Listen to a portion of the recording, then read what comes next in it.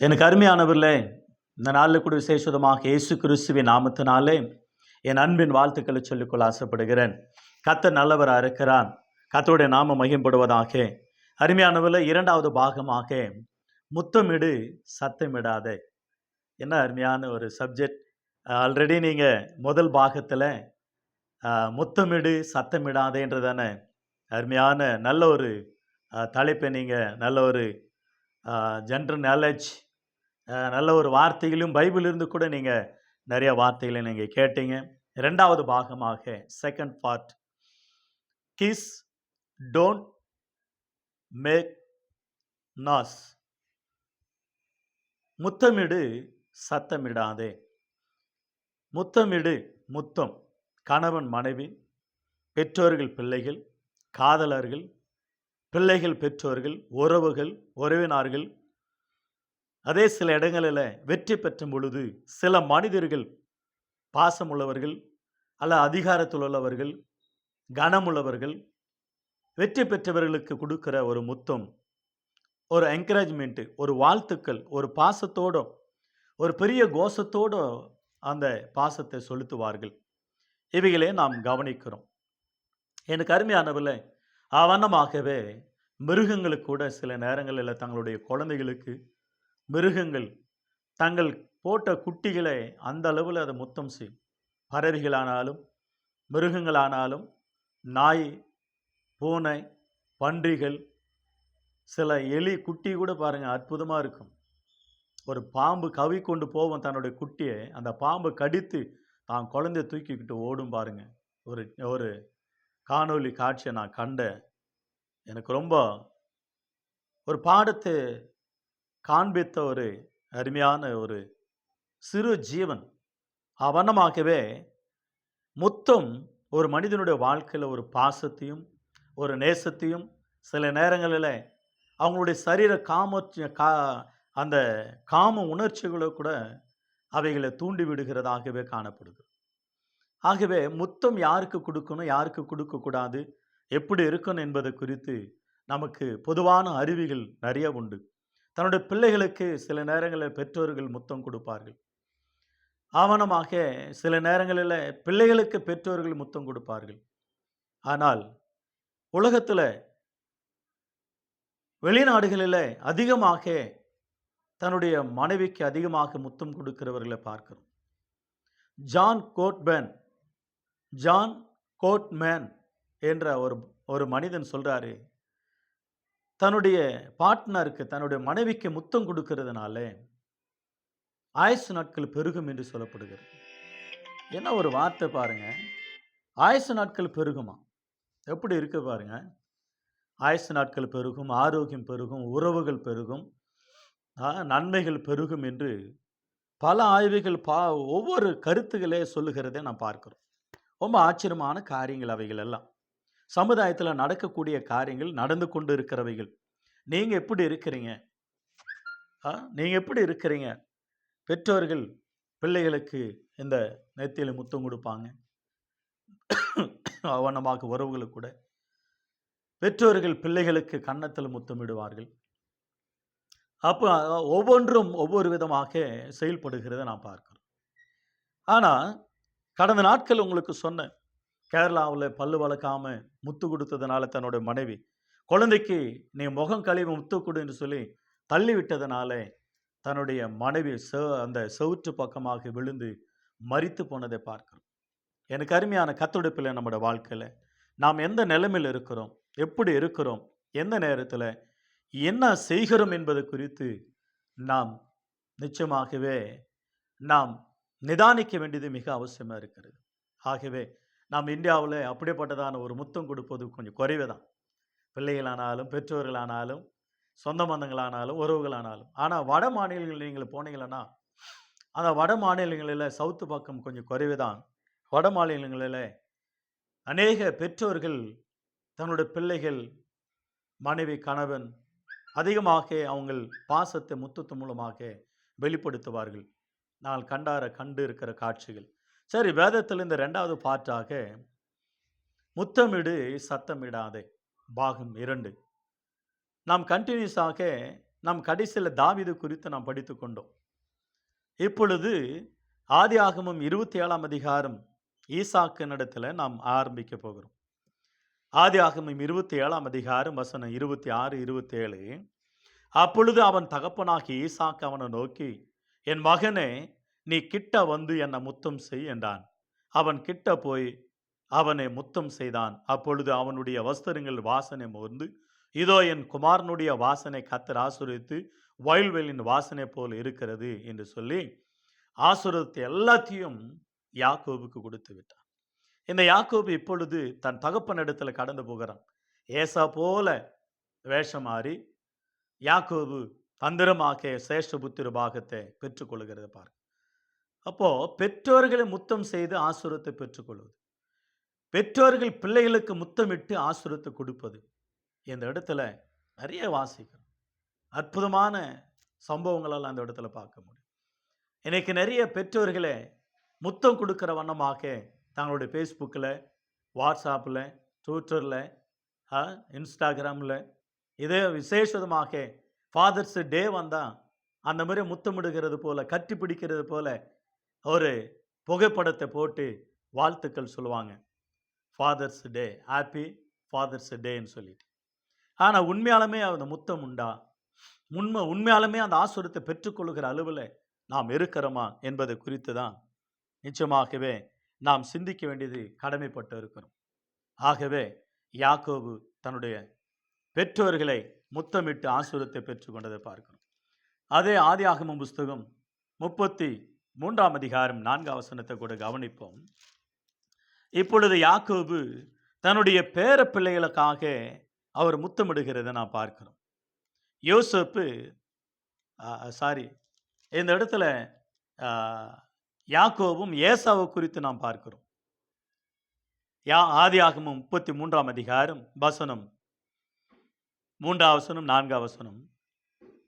தான் அவர்களுக்கு முன்னாக நடந்து போய் 7 வீசை தர மட்டும் குனிந்து வணங்கி தான் சகோதரன் கிட்ட சேர்ந்தான். அப்பொழுது ஏசா எதிர்கொண்டு ஓடி வந்து அவனை தழுவி அவன் கழுத்தை கட்டிக்கொண்டு அவனை முத்தம் செய்தான். இருவரும் அழுதார்கள். யாக்கோபும் ஏசாவும் தழுவி அணைத்து கொண்டு முத்தமிடுகிறதை நாம் பார்க்கிறோம். யாக்கோபு ஏறத்தாழ தன்னுடைய பிள்ளைகள் ஒரு கூட்டமாக வருகிற ஒரு சமயம் அது, தன்னுடைய வீட்டுக்கு, மாமனார் வீட்டில் இருந்து எத்தனையோ வருடங்களாக வாலிபனாக இருக்கும் பொழுது பிரிந்து போன சகோதரன் இப்பொழுது வருகிறான் என்றால் ஏசாவுக்கு ஒரு மகிழ்ச்சி, யாக்கோபுக்கு ஒரு பயம், இன்னொரு பக்கம் மகிழ்ச்சி. இப்பொழுது நன்மையானதே செய்த உடனே இருவருமாக அண்ணன் தம்பிகள் கட்டிப்பிடித்து உறவு. இன்னைக்கு அநேக குடும்பங்களில் ஒரு அண்ணன் தம்பி நீங்கள் கட்டிப்பிடித்து எப்பாகிலும் அண்ணனுக்கு ஒரு முத்தம் கொடுத்து இருக்கிறீங்களா? உங்கள் அண்ணன் எவ்வளோ தூக்கி வளர்த்துருப்பார் உன்னை, உங்கள் தம்பி எந்த அளவில் உனக்கு உதவி செஞ்சிருப்பார். அண்ணன் தம்பியினுடைய பாசம் இல்லாமல் அண்ணன் தம்பி கொன்று போடுகிற அளவில், கொலை செய்கிற அளவில் தன்னுடைய மனைவி மூலமாக, உறவுகள் மூலமாக ஒரு பகை உண்டாக்கி குடும்பங்கள் பிரிந்து இருக்கிற குடும்பங்கள் இருக்குது. அண்ணன் கண்டா தம்பிக்கு பிடிக்காது, தம்பி கண்டா அண்ணனுக்கு பிடிக்காது, இன்னொரு அண்ணன் இன்னொரு அக்கா தங்கச்சி இப்படியாக்க பகைகள் உண்டாக்கி குடும்பங்கள் சீரழிந்து கெடுக்கிறத பார்க்கணும். ஆனால் சில நேரங்களில் ஒரே சபைக்கு போவாங்க, ஒரே குடும்பத்துக்கு ஒரே குடும்பத்தை சேர்ந்தவர்கள், ஒரே பாஸ்டர் தான், ஒரே விசுவாசம், ஒரே பைபிள், ஆனாலும் அந்த அண்ணன் தம்பி பாசம் இல்லாமல் இருக்கிற குடும்பங்கள் என்று நிச்சயமாகவே நீங்கள் மனம் திரும்ப வேண்டிய ஒரு நிலை உங்களுக்கு இந்த வசனம் ஞாபகம் மூட்டுகிறத பார்க்கிறோம். எனக்கு அருமையான கர்த்தருடைய பிள்ளை, நம்முடைய வாழ்க்கையில் மனம் திரும்ப வேண்டும். அப்பாவை முத்தம் கொடுக்கிற வண்ணமாக புகைப்படம் அல்ல, உண்மையாலுமே மனதிலிருந்து அவங்களை நேசிக்கிற ஒரு குணம் உங்களிடத்தில் உண்டாக்க வேண்டும். அதே வண்ணமாக சகோதரர்களிடத்தில் உங்களுடைய பாசத்தை நீங்கள் காட்ட வேண்டும் என்பது குறித்து பைபிள் நமக்கு எச்சரிக்கிறத பார்க்கிறோம். ஆதியாகமம் 48ஆம் அதிகாரம் வசனம் 10ஆம் வசனம் கூட பாருங்களேன். முதிர் வயதினால் இஸ்ரவேலின் கண்கள் மங்களாயிருந்தபடினால் அவன் நன்றாய் பார்க்க கூடாது இருந்து அவர்களை அவன் அண்டையில் சேர பண்ணினான். அப்பொழுது அவன் அவர்களை முத்தம் செய்து அணைத்து கொண்டான். யோசேப்பினுடைய பிள்ளைகளை இப்பொழுது யாக்கோபு தழுவி முத்தமிட்டு அவர்களை ஆசீர்வதிக்கிறதை பார்க்கிறோம். பேர பிள்ளைகளை இன்னைக்கு நிறைய குடும்பங்களில் பேர பிள்ளைகளை முத்தம் இடக்கூடாது, பேர பிள்ளைங்களை சேர்க்க விடக்கூடாது. பிள்ளைகள் எத்தனையோ பேர் குடும்பங்கள் அப்படி இருக்கு. சில பேர் எனக்கு சொல்லுவாங்க, ஐயா என் பேர பிள்ளைய தொடைய விடக்கூடாதுன்ற என் மருமகன். அந்த அளவில் அவங்களுடைய பகைகள், பகை காரணம் அன்பு இல்லை, ஐக்கியம் இல்லை, விசுவாசம் இல்லை, கடவுளை பயப்படுகிற பயம் இல்லை. ஏனோதானும் சில நேரங்களில் தாத்தா பாட்டிக்கு ஏதோ ஒரு வியாதி, சுகரோ பிபியோ கேன்சரோ ஏதோ ஒரு வியாதி இருக்கும் பொழுது அவர்கள் என்ன செய்வாங்கன்னா அந்த பிள்ளைகளை அணைத்து கொண்டு கையில் முத்தம் கொடுப்பாங்க, தலையில் முத்தம் கொடுப்பாங்க, முகத்திலேயோ வாயிலே முத்தம் கொடுக்க மாட்டாங்க. காரணம் என்னவென்றால் எனக்கு இருக்கிற வியாதி அந்த பிள்ளைகளுக்கு வரக்கூடாதுன்றதான ஒரு பாசம். நல்ல அற்புதமாக ஒரு தகப்பனார் எனக்கு தெரியும், தான் பிள்ளைகளை கையில் தான் முத்து கொடுப்பார், தன்னோட பேர பிள்ளைகளை. அதுவும் சாப்பிட்ற இடத்துல கொடுக்க மாட்டார், இந்த இடத்துல கொடுப்பார். பாசம் அணைத்து கொண்டு. ஏனென்றால் கொடுத்தா அவங்க மருமக திட்டுவாங்க, மகன் கூட திட்டுவான். நீங்கள் வருத்தப்படாதீங்க, கர்த்தர் உங்களை முத்தமிடுகிறார். எனக்கு அருமையான கர்த்தருடைய பிள்ளைகள், நம்முடைய வாழ்க்கையில் பாசம் இல்லை. இந்த காலத்தில் எல்லாம் வேஷமாகவே மாறிவிட்டது. ஆதியாகமம் புஸ்தகம் 50ஆம் அதிகாரம், ஆதியாகமம் 50:1. அப்பொழுது யோசேப்பு தான் தகப்பனுடைய முகத்தின் மேல் விழுந்து அழுது அவனை முத்தம் செய்தான். எப்பொழுது என்றால் அப்பா இறந்த பிற்பாடு, செத்து போன பிற்பாடு அந்த பிணத்தை கூட முத்தமிட்டு அழுகிற ஒரு குடும்பங்கள் உண்டு. ஓன் அழுவாங்க, தாத்தா பாட்டி பிள்ளைங்க பேர பிள்ளைங்க சொந்த பந்தம் கணவன் மனைவி யாரோ ஒருத்தர் இறந்துட்டாலும் அவங்கள எப்படி முத்தம் கொடுப்பாங்கன்னா பாருங்க. எந்த அளவில் கஷ்டப்பட்டவர்கள், நம்மோடு கூட இருந்தவர்கள், நம்மளை தூக்கி வளர்த்தவர்கள், அன்பு செலுத்தினவர்கள், நம்ம உயிரோடு இருக்கும் பொழுது முத்தமிட்டு அழக பார்த்தவர்கள், ஆசீர்வதித்தவர்கள் இறந்து போன பிற்பாடு நிச்சயமாகவே நமக்கு ஒரு வேதனை தான். அது அந்த வேதனை யாராலும் தாங்க முடியாது. எனக்கு அருமையான கர்த்தருடைய பிள்ளை, நம்முடைய வாழ்க்கையில் முகத்தில் முத்தமிடுவார்கள், கருத்தில் காலில் கூட முத்தமிடுவார்கள். என்றோடு நான் காண முடியாத மண்ணோடு மண்ணா போகிறார்கள் என்று வேதனைப்படுவார்கள். எனக்கு அருமையான கர்த்தருடைய பிள்ளை, நம்முடைய வாழ்க்கையில் நாம் எத்தனை பேர் இழந்து போய் இருக்கிறோம். உயிரோடு இருக்கும் பொழுது முத்தம் கொடுத்து, உயிரோடு இருக்கும் பொழுது அவர்களுக்கு நன்மை செய்து, உயிரோடு இருக்கும் பொழுது அவர்களுக்கு உதவி செய்யும் பொழுது தான் நமக்கு ஒரு பெரிய ஆசீர்வாதம். யாக்கோபனுடைய பிள்ளைங்க யோசேப்புக்கு துரோகம் செய்து யோசேப்பை எகிப்து தேசத்துக்கு விற்று விடுகிறார்கள். அப்படி விற்ற பிற்பாடு யோசேப்பு தான் சகோதரர்கள் யார் என்று கண்டு கொண்ட பிற்பாடு, தெரிந்த பிற்பாடு இப்பொழுது யோசேப்பு தான் சகோதரர்களோடு கூட பேசுகிற ஒரு நேரம் வந்தது. அவர்கள் யோசேப்பு நான் தான் என்று சொல்லி அவர்கள் சகோதரர்களுக்கு அவன் காண்பிக்கிற ஒரு நாள் வந்தது. அப்பொழுது தான் சகோதரர்களிடத்தில் யோசேப்பானவர் என்ன சொல்லுகிறார் என்பது குறித்து ஆதியாகமம் 45ஆம் அதிகாரம் 47ஆம் அதிகாரத்தில் தன்னை வெளிப்படுத்துகிறத பார்க்கிறோம். ஆதியாகமம் 45ஆம் அதிகாரம் வசனம் 15. பின்பு தான் சகோதரர் யாவரையும் முத்தம் செய்து அவர்களையும் கட்டி கொண்டு அழுதான். அதற்கு பின்பு அவன் சகோதரர் அவனோடு கூட சம்போசித்தார்கள். எவ்வளவு அற்புதமான ஒரு வார்த்தை. யோசேப்பு 17 வயதுல விற்று போட்ட சகோதரர்கள் கல்யாணம் ஆகி 2 பிள்ளைங்களான பிற்பாடு, பெரியவர்களான பிற்பாடு, தன்னுடைய தகப்பனார் வயது சென்ற பிற்பாடு தேசத்தில் பஞ்சம் உண்டாயிற்று. எகிப்துக்கு போய் தானியம் கொள்ளுகிறார்கள். இவன் கண்டுபிடித்தான் நம்ம சகோதரர்கள் என்று. ஆனாலும் யோசேப்பினுடைய சகோதரர்கள் காணவில்லை. பிற்பாடு தன்னை வெளிப்படுத்திக் கொண்டு நான் தான் யோசேப்பு, நான் தான் உங்க சகோதரன், என்னை விற்று போற்றவர்கள் நீங்க தான். ஆனாலும் தேவன் உங்களுக்கு முன்னதாக ஜனங்களை ரட்சிக்கும்படி ஒரு ரட்சகனாக என்னை ஏற்படுத்தினார் என்று தன்னை வெளிப்படுத்துகிறதை பார்க்கிறோம். பிற்பாடு சகோதரர்கள் அணைத்து கொண்டு முத்தமிடுகிறார். அந்த சகோதரர்களுக்கு ஒரு அன்பை வெளிப்படுத்துகிறதை பார்க்கிறோம். எனக்கு அருமையான கர்த்தருடைய பிள்ளை, நம்முடைய வாழ்க்கையில் சகோதரனுடைய அன்பு எங்கே? சகோதரர்களுடைய பாசம் எங்கே? சகோதரர்களுடைய சின்ன வயதில் இருந்து குழந்தையோடு கூட குழந்தையில விளையாட்டு எங்கே? வீட்டில் விளையாட்டு எங்கே? படித்த இடங்களில் அப்பா அம்மாவோடு கூட வயல்வெளியில், வீட்டில், சொந்தக்காரர்கள் மத்தியில், உறவுகள் மத்தியில். இப்பொழுது கல்யாணம் ஆன பிற்பாடு அண்ணன் தம்பி பாசம் எங்கே? அக்கா தங்கச்சி பாசம் எங்கே? பணம் இருந்தாதான், பணம் இல்லாவிட்டால் நம்ம குணங்கள் எல்லாம் குப்பையில் என்று சொல்வார்கள். வண்ணமாகவே கடந்து போய்விட்டு இந்த நாட்களில் பாசமானது.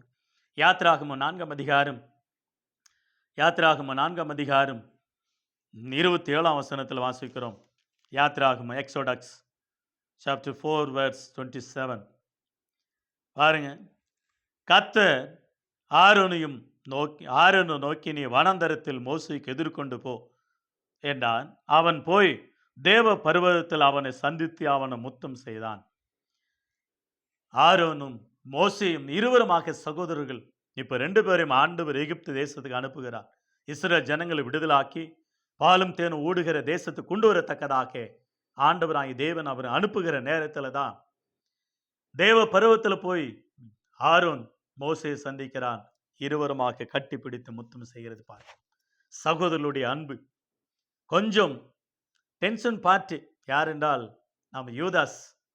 மத்திய எழுதின சுவிசேஷம் 26 48 49, மார்க்கு 14 44 45 கெர்சமேனு தோட்டத்தில் ஆண்டவராக இயேசு கிறிஸ்துவை காட்டி கொடுக்கும் பொழுது இந்த யூதாஸ் காரியத்தை முத்தமிடுகிறத நாம் பார்க்கிறோம். நான் யாரை முத்தமிடுகிறேனோ அவர் தான் இயேசு கிறிஸ்து.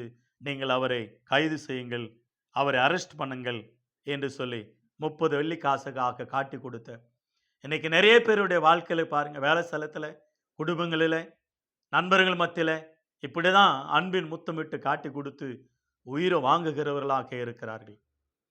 2 சாமுவேல் புஸ்தகம் 15 2 வாசிக்கிறோம். இந்த அப்சலோம் தாவீதினுடைய மகன்.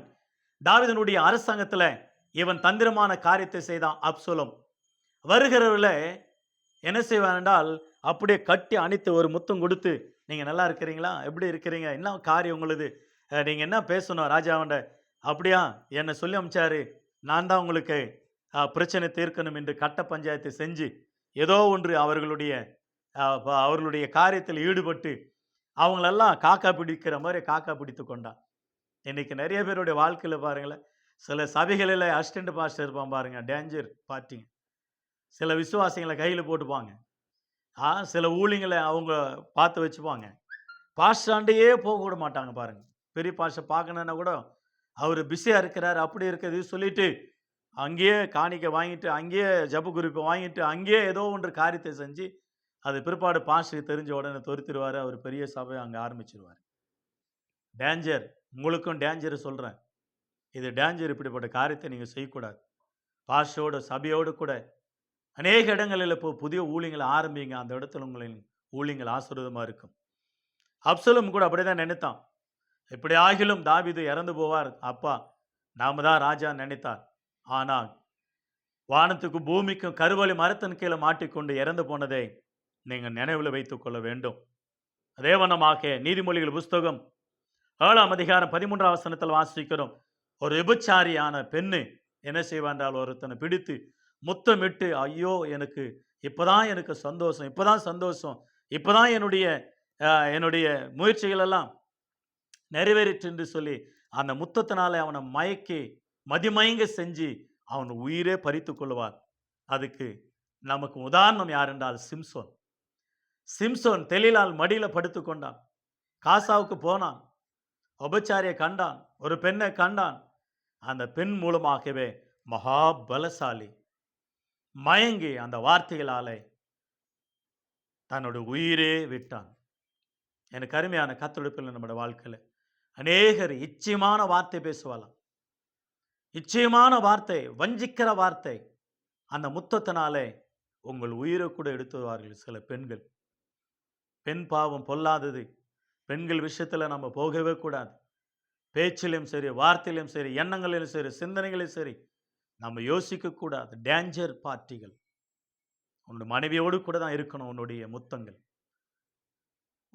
உன் கணவனோடு கூட தான் இருக்க வேண்டும் உன்னுடைய முத்தங்கள். அதுதான் உனக்கு ஆசீர்வாதம், உனக்கு ஜீவன், உனக்கு வாழ்வு. அது ட்ராக் தவறினால் உன்னுடைய வாழ்க்கையில் டேஞ்சர், மரணம், உயிரே போகும். ஆகவே எச்சரிக்கை இருக்கணும் வாலிபனே, எச்சரிக்கை இருக்கணும் தெய்வ பிள்ளையே, எச்சரிக்கை இருக்கணும் கர்த்தருடைய பிள்ளைகள் நம்முடைய வாழ்க்கையில். நீதிமொழிகள் 27 வாசிக்கிறோம். சிநேகிதன் உண்மையாக அடித்து திருத்துகிறான், ஆனா சத்துருவிடும் முத்தங்களோ வஞ்சனை உள்ளது. சில பேரை பார்த்தீங்களானாக்கா, மேல அப்படியே நம்மள கட்டி அணைத்து முத்தம் குடுத்து ரொம்ப பாசத்தை வெளிப்படுத்துகிற ஒரு மாதிரியா இருப்பான். ஆனா கடைசியில நம்ம கொலை செஞ்சிருவோம். வஞ்சிப்பான், பள்ளத்துல தள்ளிடுவான், ஏமாற்றிடுவான், மொட்டை அடிச்சிருவான். நமக்கு வாழ்க்கையே முடிவு கட்டுருவான். அவன் விடுகிற முத்தங்களோ வஞ்சனை உள்ளவர்கள், வஞ்சனை உள்ளது, வஞ்சிக்கக்கூடிய தன்மை உள்ளது. அது எச்சரிக்கையா இருக்க வேண்டும். 1 ராஜாக்கள் புஸ்தகம் 19ஆம் அதிகாரம் 20ஆம் வசனத்துல எலியா எலிசாவை ஊழியத்திற்கு அழைக்கும் பொழுது, அந்த ஊழியத்திற்கு அழைப்பை ஏற்று வரும் பொழுது எலிசா, என்னுடைய பெற்றோர்களுக்கு நான் முத்தம் கொடுக்கிறேன் என்று சொல்லி தன்னுடைய தாயும் தகப்பனையும் முத்தமிட்டு ஆசீர்வாதம் வாங்கி கொண்டு ஊழியத்துக்கு வருகிற நல்ல ஒரு தீர்க்கதரிசி எலிசா. எனக்கு அருமையானவில்லை, இன்றைக்கு நம்முடைய வாழ்வில் அப்பா அம்மாவுக்கு என்றைக்காவது நீங்கள் முத்து கொடுத்து இருக்கிறீங்களா? நிறைய பேர் போஸ்ட் வெளியிடுறதுக்காக ஃபாதர்ஸ் டே, மதர்ஸ் டே, பேரண்ட்ஸ் டே அந்த ஃபோட்டோ போட்டு அப்படியே அப்பாவோட அம்மாவோட முத்தம் கொடுக்குற மாதிரியும் நடிப்பான் பாருங்க. உயிரோடு இருக்கும் பொழுது நன்மை செய்ய மாட்டான். செத்து போன பிறகு சோறு போடுவான், செத்து போன பிறகு துணி கொடுப்பான், மற்றவங்களுக்கு கொடுப்பான், அப்பா அம்மாவுக்கு தரமாட்டான். நிறைய பேர் கல்யாணம் ஆன பிற்பாடு அப்பா அம்மா வேற வைப்பான். நீங்கள் அங்கே தான் இருக்கணும். மருமகளுக்கு கொடுக்குற தண்ணி தான், சாப்பாடு தான் அவங்க கொடுத்தாத. இவங்கெல்லாம் சாப்பிட்ட பிற்பாடு தான் அவன் சாப்பிடும். வேதனை, துக்கம். உன் பெற்றோர்களை கனம் பண்ணு, உன் பெற்றோர்களை மதி. அப்பொழுது ஆயுசு நாட்கள் பெருகும்.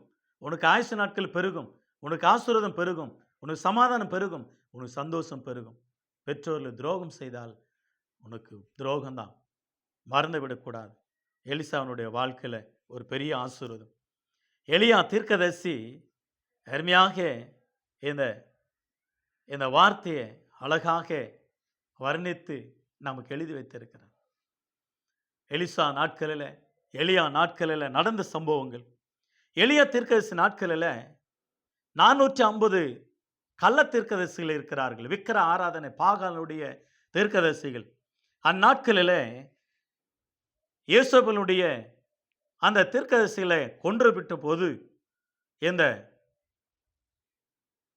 எலியா தீர்க்கதரிசிக்கு ஒரு சவால் வருகிறது, உன்னை கொன்று போடுவேன் என்று இயேசபேல்.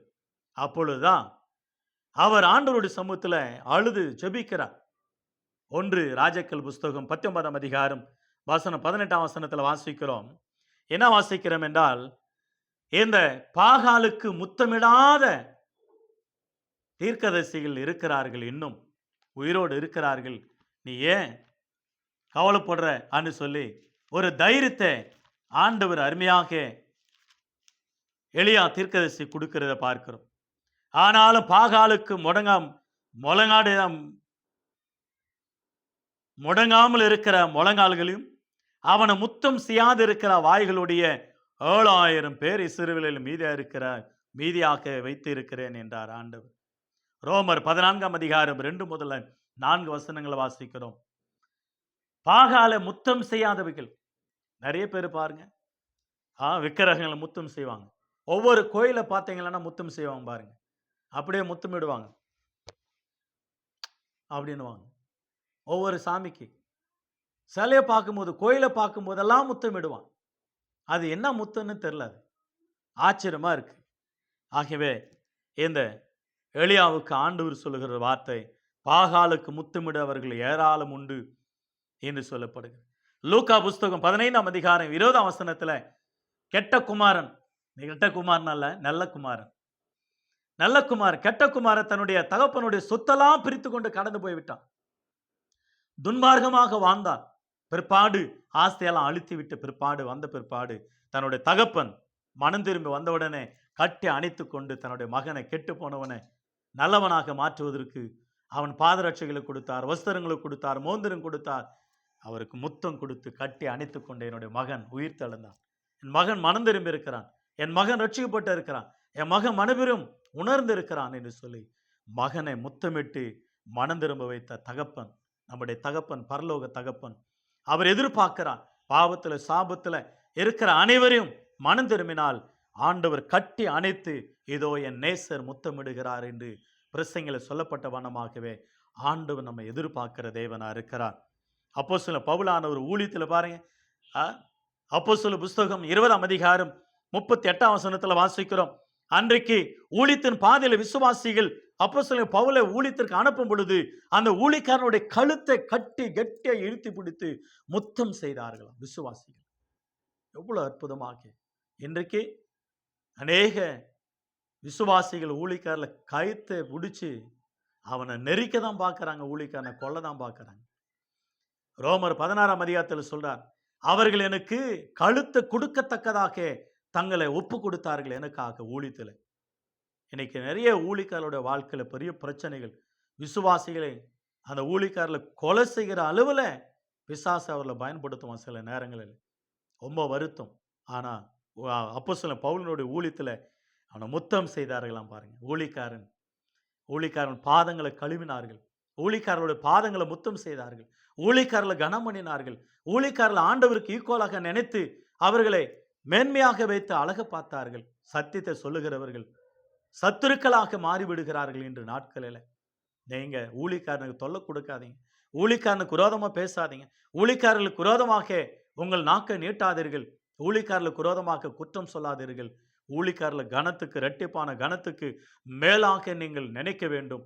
ஊழியக்காரர்ல அத உண்மையான ஊழியக்காரர்ல பணத்துக்காக அமெரிக்கா பணம் வாங்கி கொண்டு 2-3 போர்டு வைத்து கொண்டு அதே பணமே தங்களோட வாழ்க்கையாக வாழுகிறவன் அல்ல, அவன் பிசினஸ் மேன். அவனுங்களெல்லாம் நான் சொல்றது உண்மையான ஊழியக்காரர்கள் உண்டு, உண்மையான உத்தமமான ஊழியக்காரர்கள் உண்டு. அவர்களுக்கு சலீட், அவர்களுக்கு வணக்கம், அவர்களுக்கு நன்றி செலுத்துகிறேன். அப்படிப்பட்ட ஊழியக்காரர்களை நீங்கள் கனம் பண்ண வேண்டும். ஆண்டவருக்கு மகிமுண்டாகட்டும்.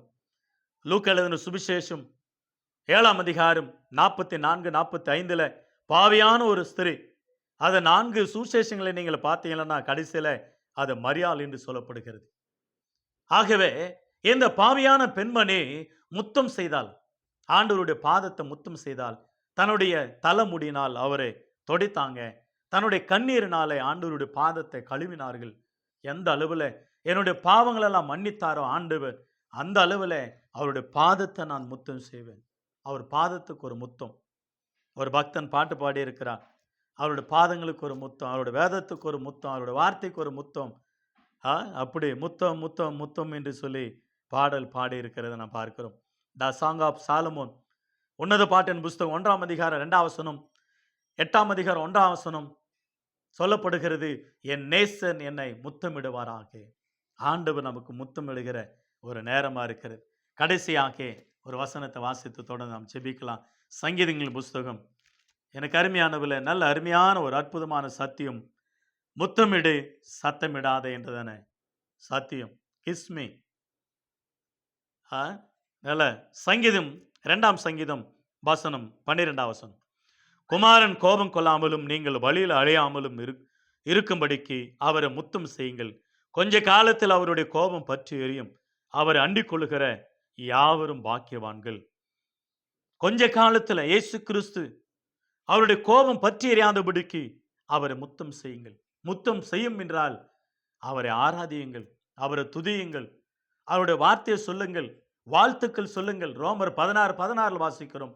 செம்மையான வார்த்தையை சொல்லும் பொழுதுதான், வார்த்தை ஆல்ரெடி வாசித்தும் இல்லை நீதிமொழிகள் புஸ்தகத்திலிருந்து, நல்ல அற்புதமாக செம்மையான வார்த்தை சொன்னால் அது முத்தமிடுவதற்கு சமமா இருக்கிறது என்று சொல்லி அருமையாக நீதிமொழிகள் புஸ்தகம், நீதிமொழிகள் 24ஆம் அதிகாரம் 26ஆம் வசனத்தில் வாசித்தோம். நீதிமொழிகள் 24ஆம் அதிகாரம் 26ஆம் வசனத்தில் செம்மையான வார்த்தை வாழ்த்தினாவே போதும், நீங்கள் முத்தமிட்டதற்கு சமானம்.